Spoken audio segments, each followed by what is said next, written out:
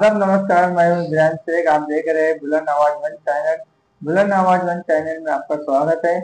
आइए मिलते हैं नई अपडेट के साथ।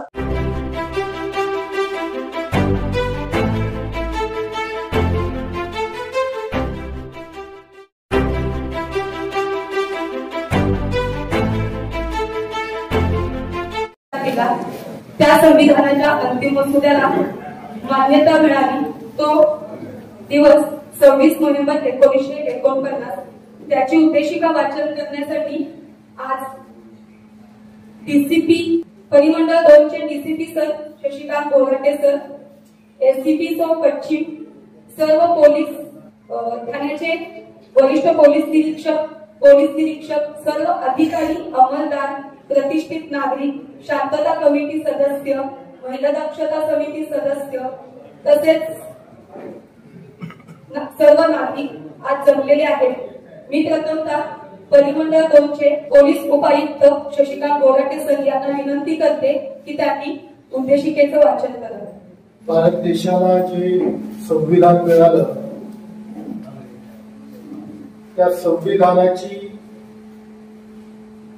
उद्देशिका आणि संविधान सभेने आज मान्य केलं आणि त्यामुळे आजचा दिवस हा आपण संविधान दिन म्हणून साजरा करतो। तर आपण सर्वजण मिळून या देशाची संविधान याची उद्देशिका जी आहे ती आपल्या सर्व भारतीयांना अपेक्षित आहे, त्याप्रमाणे मी वाचन करतो।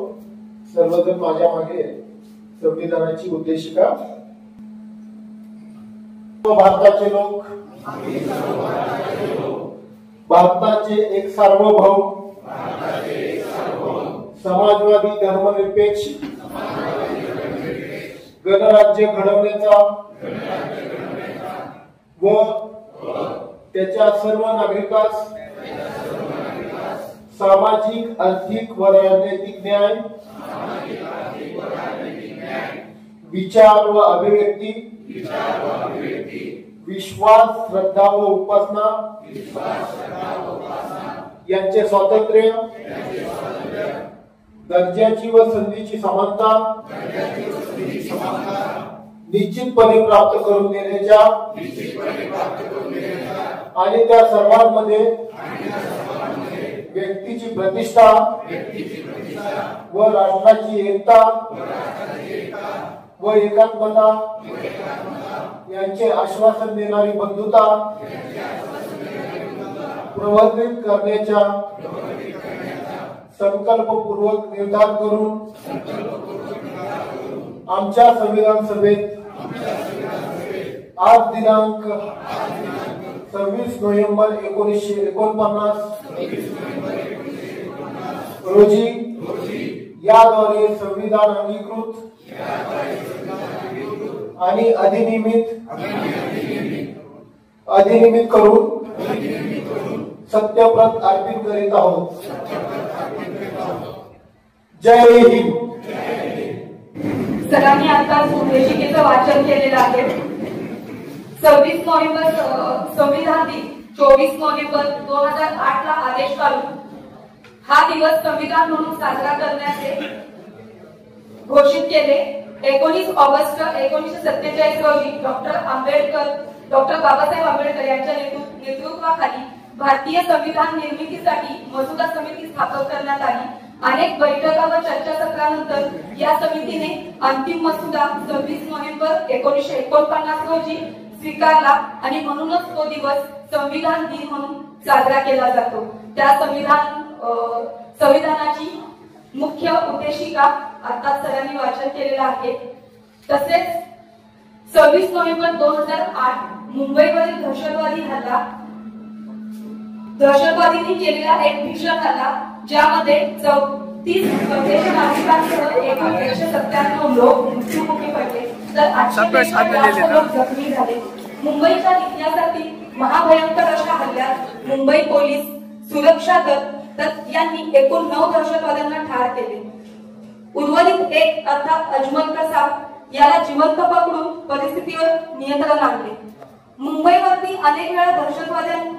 अनेक वेळा दहशतवाद्यांनी लक्ष केलेच होते, पण 26/11 हा जो 3 दिवस चाललेला दहशतवादी हल्ला सर्वात क्लेशदायक व वेदनादायक होता।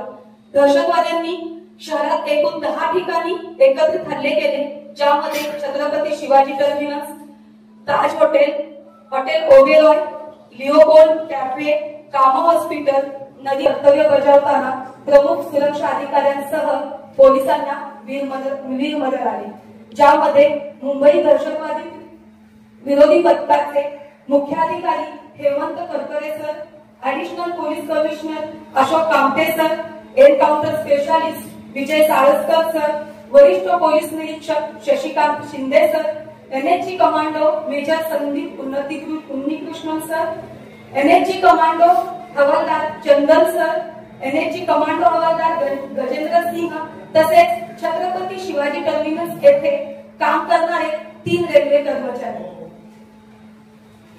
या थोर हुतात्म्यांनी त्यांचे धाडसाने व आपल्या वीरत्वाने आपल्या प्राणांची आहुती देऊन अनेक हल्लेखोरांना कंठस्नान घातले व अनेक निष्पाप बळी वाचवले। या थोर हुतात्म्यांना व निष्पाप नागरिकांना श्रद्धांजली वाहण्यासाठी आज आपण येथे जमलो आहोत। तर मी प्रथमतः डीसीपी सर यांना विनंती करते की सरांनी शहीद जवानांना तसेच शहीद पोलीस अधिकारी आणि निष्पाप नागरिकांनी जी आपली प्राणांची आहुती दिली त्यांना पुष्पचक्र अर्पण करून श्रद्धांजलि। हमारे चैनल को शेयर करें, सब्सक्राइब करें। हमारी वीडियो आपको कैसी लगी कमेंट बॉक्स में जरूर बताएं। आपके आसपास होने वाली गति न्यूज़ की जानकारी हमें जरूर दें। धन्यवाद।